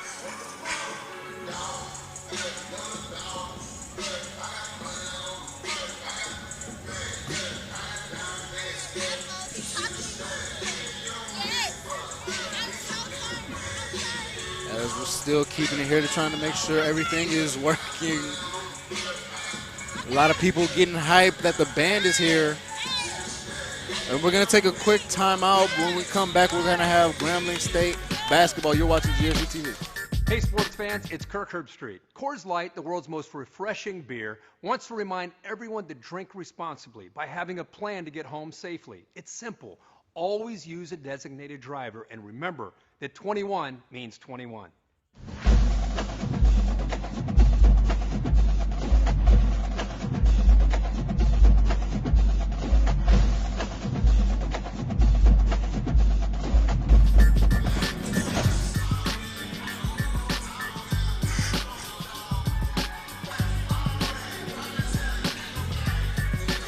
Back here on the campus of Grambling State University in the Frederick T. Hoppy Assembly Center, Donovan Travis alongside Shiel Flowers. Grambling State up 52-41 as of now. The discussion was how many fouls Diamond Hall for Alcorn State had. On the board, they have it as 5. On the stat sheet, we have it as would be 3. She's in the game right now, so they had to make the correction, and she does have 3. Leave that as it may. Grambling State will still have the ball with 2.2 remaining here in the third quarter. And that was one of those very confusing series that just went down, honestly, as we were waiting to see throughout this whole process. But, you know, very rarely do you have miscalculations like that happen in the ball game. Most definitely, especially on fouls. I mean, we've had the scoreboard issue just a bit earlier, and it just seems to be one of those things. All right, looks like we're going to take another quick break. And we're going to take another quick break, but when we come back, we're going to have Grambling State basketball.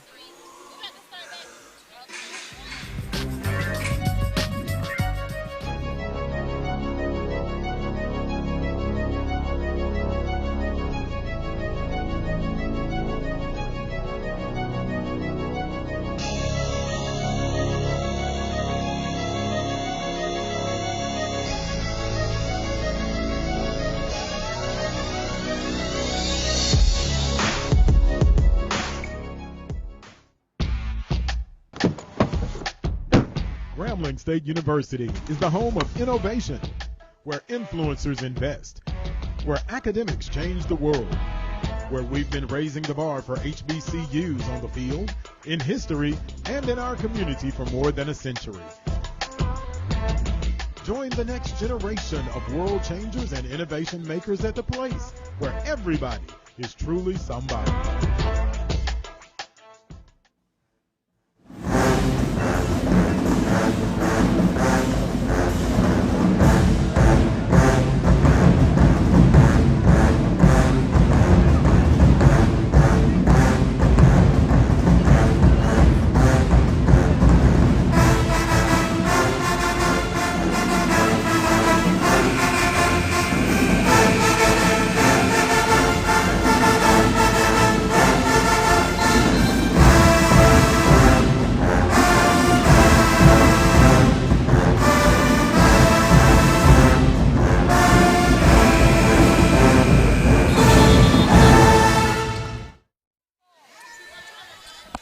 back here at the Frederick C. Hobby Assembly Center. Grambling State with a 52-41 lead here heading into the fourth quarter.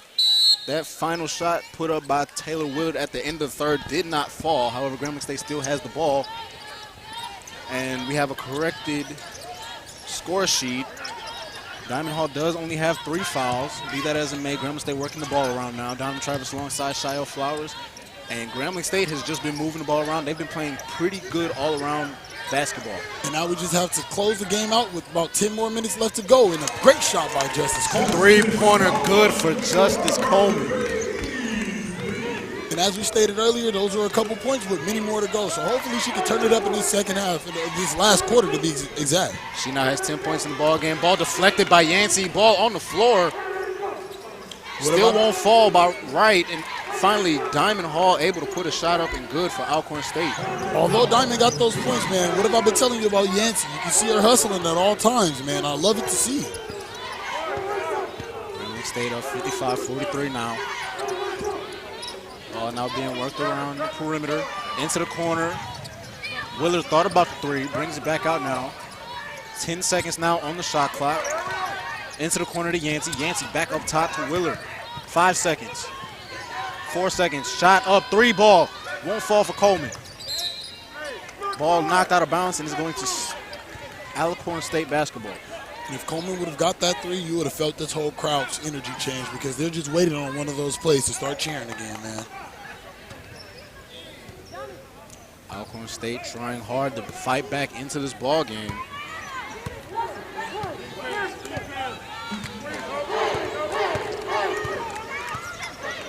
Roscoe with the ball now. In the corner now to Obello. Obello trying to go baseline.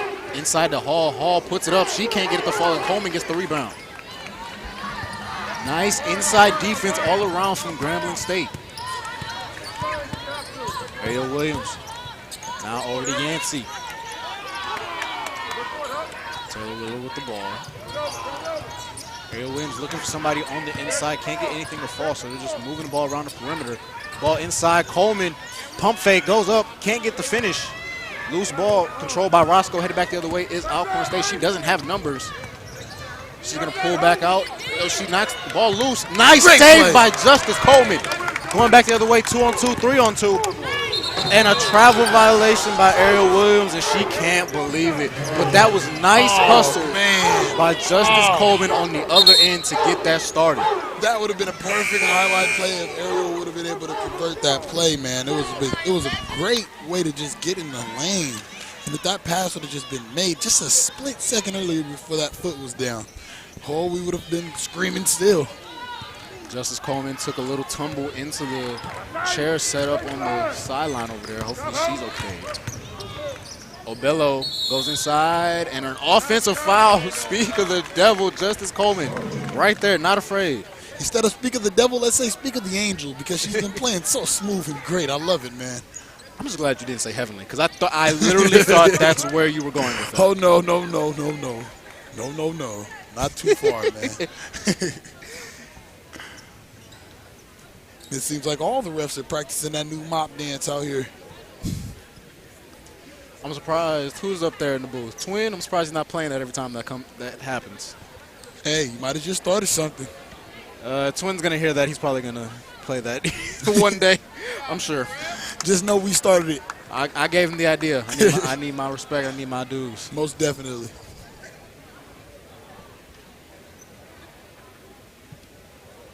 Still waiting on it. Leave that as it may. Grambling State still on top.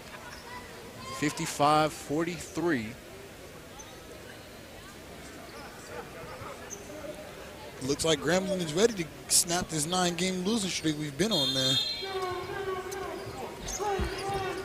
Now ball inbound to Yancey. Yancey splits the defenders, go upside, up court, inside the hole, and the ball is deflected. It's going to stay here with Grambling.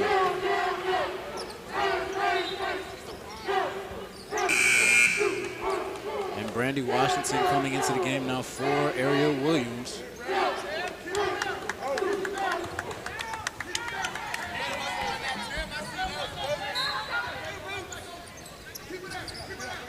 Ball inbound now. Taylor Willard. A lot of dribbling going on. Goes inside and an offensive foul. In no way should that have been an offensive foul. I feel like there was no one's feet who were set, and they clearly were blocking that, as we can see on the replay. I don't agree with that at all. Yeah, I don't think that was an offensive foul, and Coach Murray clearly doesn't agree as well.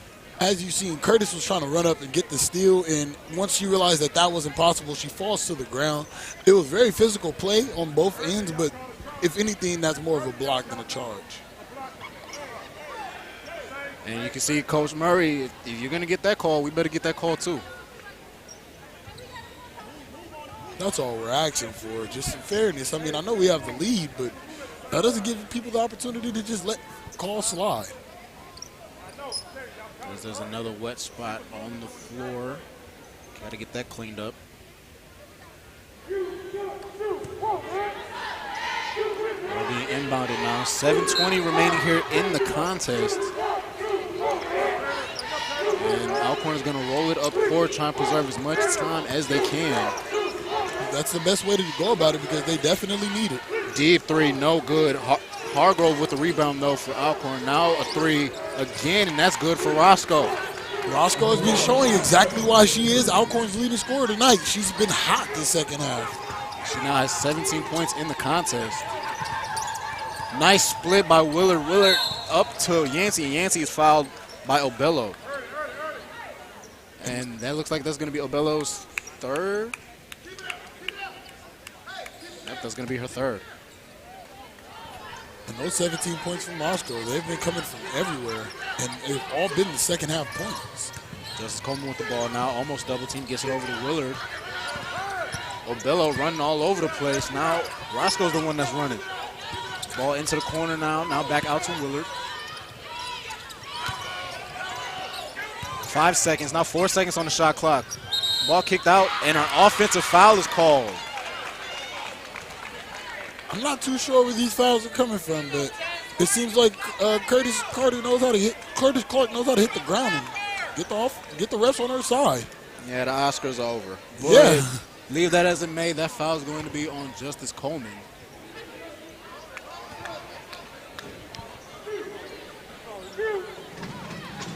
And Alcorn State rolls the ball up court again.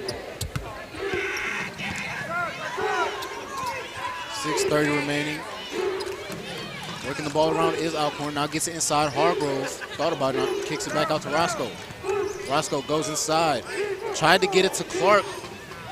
And Clark gets it back to Hargrove. Hargrove goes inside. She puts up a shot too strong. Tipped around back into the hands of Hargrove. Shot clock didn't reset. 3-ball from right, and that's good. And a timeout from Alcorn. And this has now brought this lead up to only 5, so we have some work to do, man. 55-49 our score right now. 6:08 remaining here in the final quarter. We'll be right back here watching. Road trips just got a whole lot easier. The 2018 Nissan Rogue. Now with Nissan Intelligent Mobility, featuring technologies like available ProPilot Assist, which helps keep an eye on the road ahead and helps you stay centered while you're turning this lane into memory lane. Get to Nissan, proud supporter of college athletics. SWAC Nation, I'm Birmingham Mayor Randall Woodfin.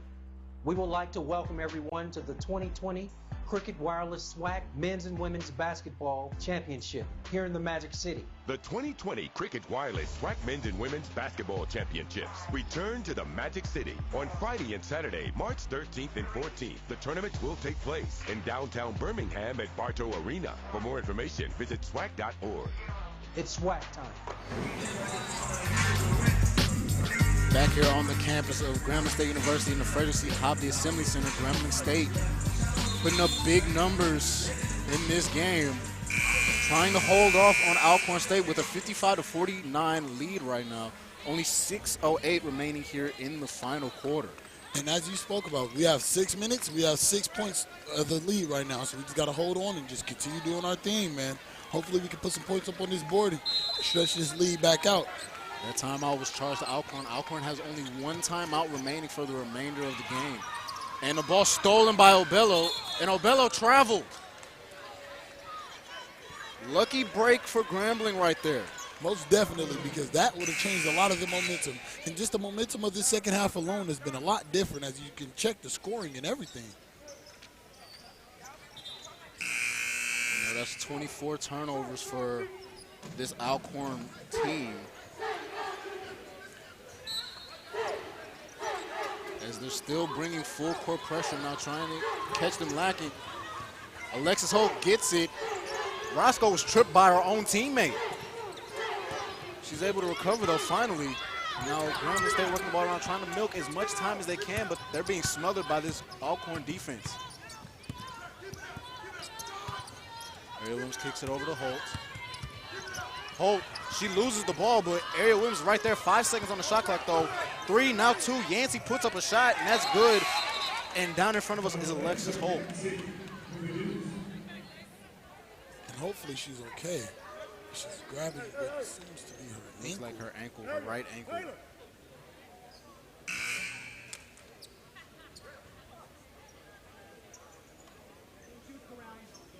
And that was a official timeout. They're trying to check on her, make sure she's all right. And she just went down. I'm trying to look at the replay and see what happened, but it wasn't really showing much. Not sure if she stepped on the defender's foot or anything.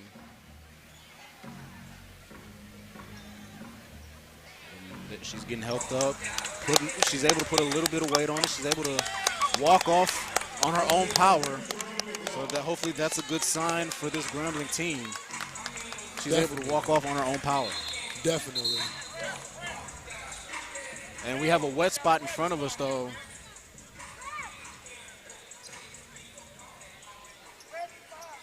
I'm not sure the referees are going to see it. I'm going to inbound the ball, though, so hopefully that doesn't stop it. Leave that as a make. Grambling State on defense now. Alcorn rolling the ball, trying to hurry up and get something going. Only down 8 here. Alcorn's trying to work fast. Hall with the basketball being worked on. Justice Coleman, shot goes up. That's no good. Ball being tipped around. Obello with the ball. And Roscoe gets the ball. Deep 3 from Hall. Hits everything but won't go in. Hargrove tried to put it back, and that won't fall. And Ariel Williams, she comes out of it. That was a great rebound by Ariel Williams and a way to get out of that whole bind that she was in. Taylor Wheeler with the ball now. Inside goes Ariel Williams. Ariel Williams, she goes to work. She spin move. And I love the stare down at Curtis Clark as she finishes after. Roscoe trying to be working inside, and a foul coming up. It looks like that's going to be on Ariel Williams, and that's going to be her third. Most definitely. But while the time is here, if you really look at the stats, you see the difference in Alcorn's shooting overall. In the first and second quarter, they were shooting 21% and then 25%, and now they're 58%, and they're currently 49% in the fourth quarter. So they picked it up a lot, and you can see the change in the scoreboard. Deep ball thrown. Obello almost back court with it. Now into the hands of Wright. She's being guarded by Justice Coleman. Wright, spin move, goes inside. And an offensive foul. Nice job by Brandy Washington in position. Able to draw that charge. That was a great way to step over from Brandy Washington's in and get that charge and actually just change the possession and change the momentum of that was going on. So now we have this 10-point lead and we can actually hold on to it. Alcorn still bringing full court pressure, and Ariel Williams got swiped in the face by Hargrove. And that's going to be Hargrove's second. You know, we talked about Hargrove. She came into this game, she had her hamstring heavily taped. She came back at one point with all of it off. But she's only 2 for 10 in this contest. Yeah, when you really look at Alcorn, if it wasn't for LeRae Roscoe, they would not be in this game right now. She's been 3 for 3 from the three-point line and 6 for 7 from the field. Yancey got her pocket picked, and Hargrove got Washington up in the air, and that foul is going to be on Washington. Hargrove was able to get her up in the air on a pump fake. And she went the same way. And that's going to be a foul. Most definitely. Either way you put it. Yeah, she fell all over her. 4:11 remaining here. Ball almost stolen by Washington. Spin move by Roscoe. Roscoe, she's blocked, but she's fouled. And they say it was a reach on Taylor Willard, but I honestly don't see it. They're going to put that foul on Taylor Willard. Hopefully we can see here. I see a swipe for the ball, but I don't see where the foul was at. Let's see if we can see it from this angle. I'm sorry, I don't see it. I don't see an elbow move, an arm budge, or nothing. Maybe that isn't made. Roscoe heading to the line now for Alcorn. 65% free throw shooter. She's 2 for 4 today, though. First free throw on the way, and that's good, and that makes it a single-digit ball game now.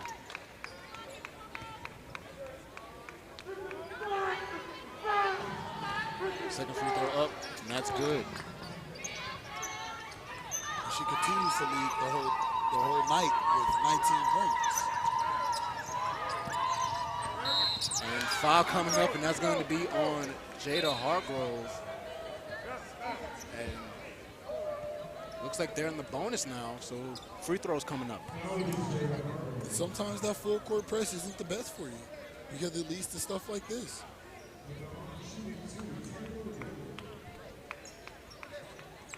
Hargrove still can't believe that foul. Taylor Willard at the free throw line now, though.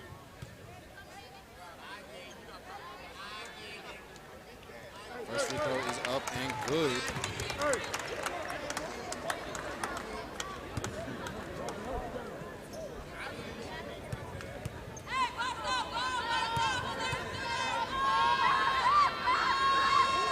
Second free throw on the way, and that's good as well.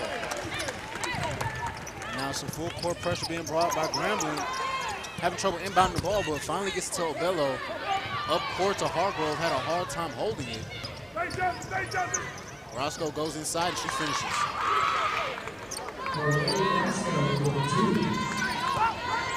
A little bit of a seesaw matchup now here in the fourth. Ariel Williams gets the ball past half court. Now she's about to be double teamed inside. Williams fakes it, goes inside, and she's fouled. And that was a great pump fake. Although Diamond Hall did get the call for the foul, I feel like that was the perfect way to handle that because if not, that would have been an easy two for Justice Coleman. And that was a nice head fake by Ariel Williams, freeing up Justice Coleman, making the defender try and cheat her way into the passing lane, and a no-look pass to Justice Coleman, who was creeping her way to the basket. Most definitely. Ariel Williams has actually been showing out tonight as she has 9 points as well. Right, coming into the game now for Hall for Alcorn.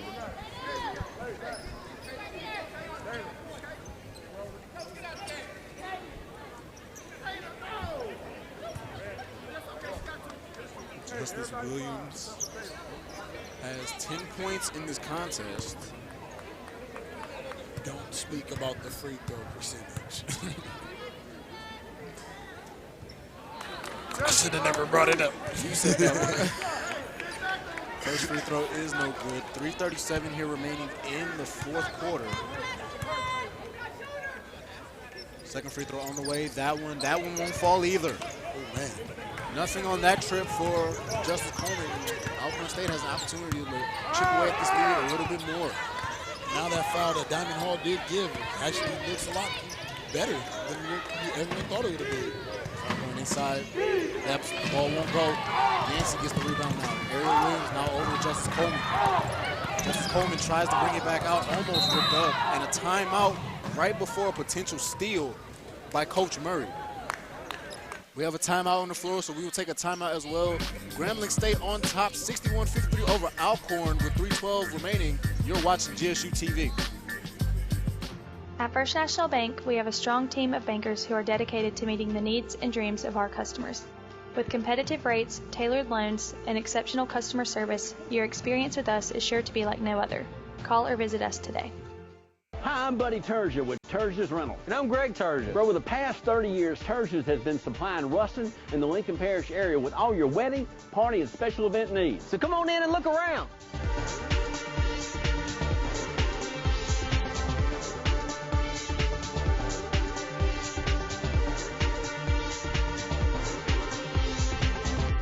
You know, we've got so much more to show you, but we run out of time. So come back where you can stay a little longer. Back here at the Frederick C. Hobley Assembly Center, you see Grambling State on top of Alcorn 61-53. Nice timeout call by Coach Murray. A lot of stuff could have gone wrong on that possession, but he gets a timeout right before anything goes. So now Grambling State has the ball with 3:10 and ticking.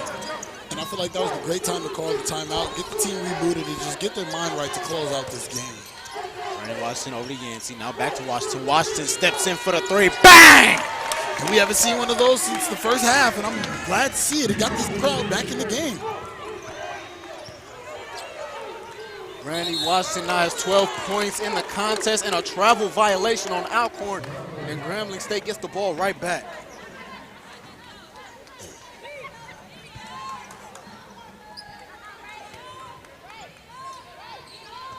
State now with the ball.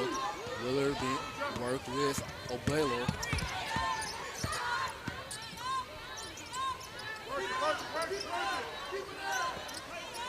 Randall working the ball around.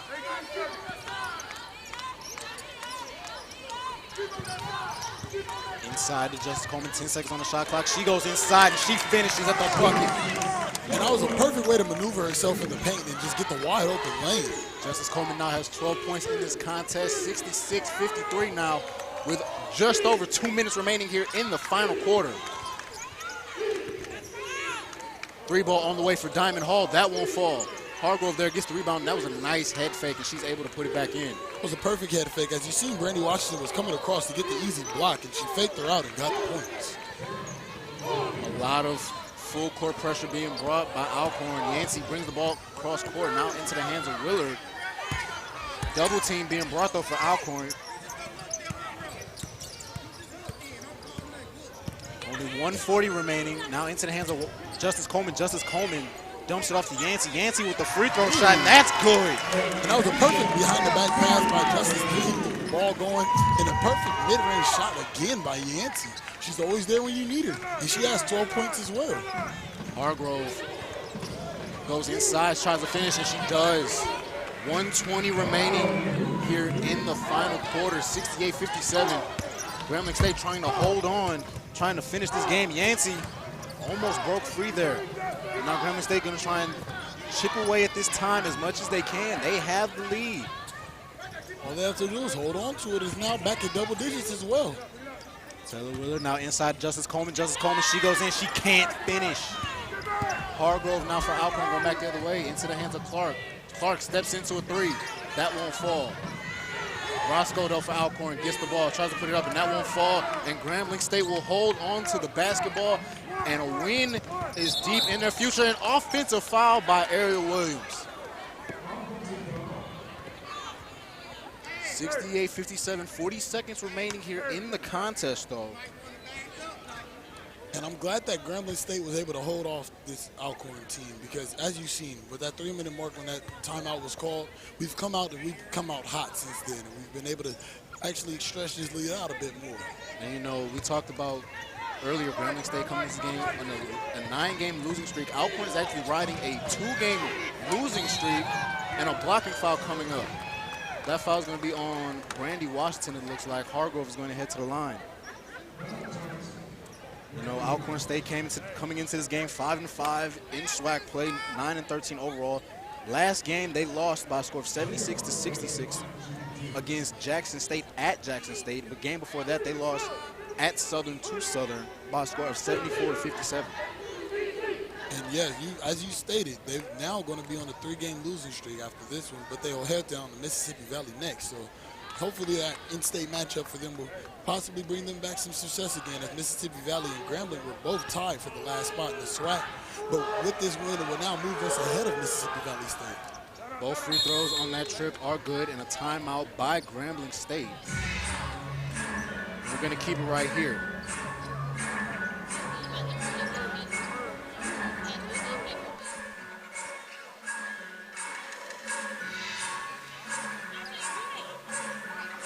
And we want to remind you, coming up, Grambling State after this, they're going to head to play Prairie View at Prairie View on the 15th.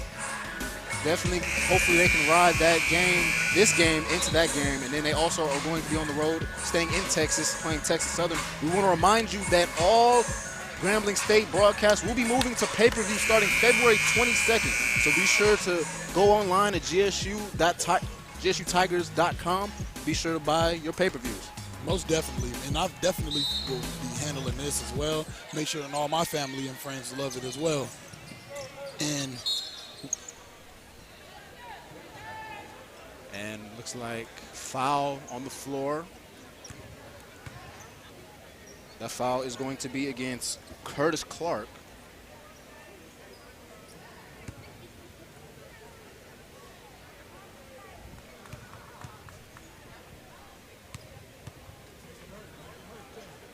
First free throw for Taylor Willard is up, in and out. Only 29 seconds here remaining in the game, though. So you got to imagine that Grambling State is going to come out here and snap that 9-game losing streak. Most definitely. With it only being about roughly 30 seconds left in this game, and with a 10-point lead, it'll be a miracle for Alcorn to come out with this win. So it's great, efficient play, and I love the change in the matchups that Grambling State actually had throughout this whole game, and the lineup as well. Staying right here, that second free throw was good. Now 69-59 is our score. And you got to imagine, Grambling State sitting in the 9th seed in the SWAC. If they want to be able to say that they're going to make it to the SWAC tournament, they're going to need more games like this. They started this game out very energetic, very hyped, and just came running as soon as the gates opened. And I definitely agree with that. And what it is I feel like it was the change in the lineups that brought the different energy. As we've seen a lot more of Taylor Willard tonight. We've seen a lot more of Brandy Washington tonight, as well as Couture Bingham. And with that, we were able to match up against this Alcorn team very well. As you've seen, we caused a lot of efficiency on their offensive play.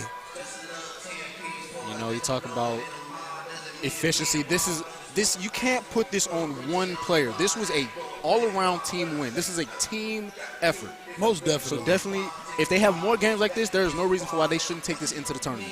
For sure. And just speaking on the team effort, when you look at it, we have 1, 2, 3, 4, 5, 6, 7 people over 5 points. And with that, out of those 7, it's only one of them who has just 5. The rest are on the cusp of double-digit numbers. Ball being inbounded now for Alcorn. Inside, up top, now back to Hargrove. Hargrove trying to go inside, puts up a shot, that won't fall. And ball being tipped around into the hands of Justice Coleman, and you got to imagine Grambling State is going to hold it, and the foul is coming up.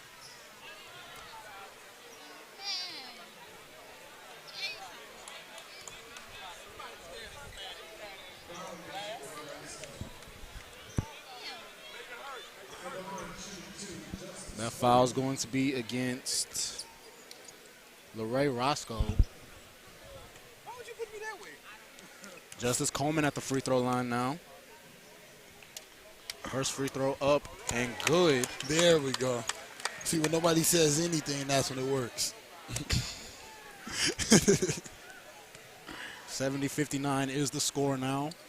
Second free throw rolls around and doesn't go in. Alcorn throws the ball across court, picked off by Yancey, and Ariel Williams is going to hold the ball, and Grambling State snaps a 9-game losing streak.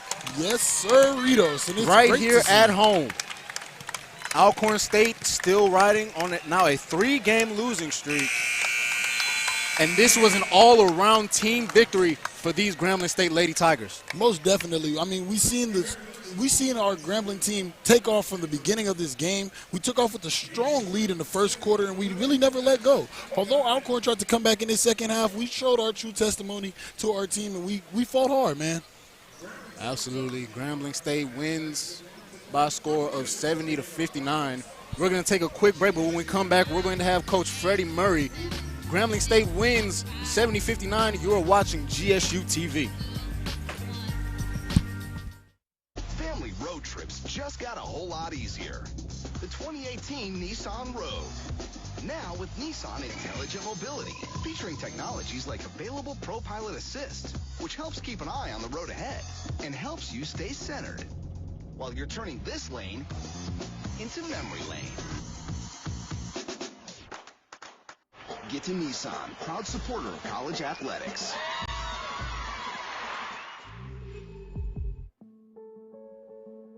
I'm Christian Creed.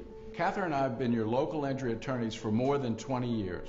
At Creed & Creed, we don't use gimmicks. We value our community and the clients we serve. When you see a Creed & Creed ad, you know it's real. Real clients, real results, and no fine print.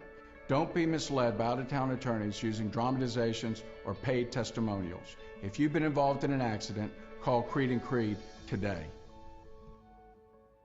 Family road trips just got a whole lot easier.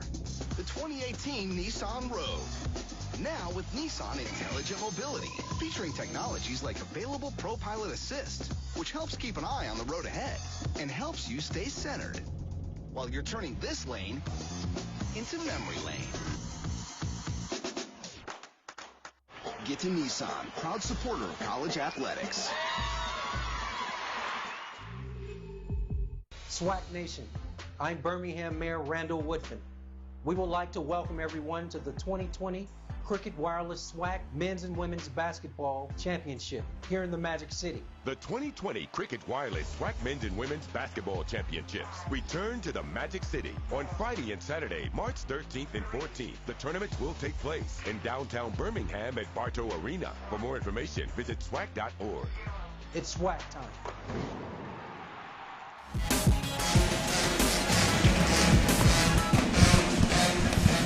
Back here at the Frederick C. Hobby Assembly Center, Grambling State wins over the Alcorn State Lady Braves by a score of 70-59. Diamond Travis, and I'm currently being joined by Coach Freddie Murray. Coach Freddie Murray, this was a great team win for the Lady Tigers. Yeah, it's been coming.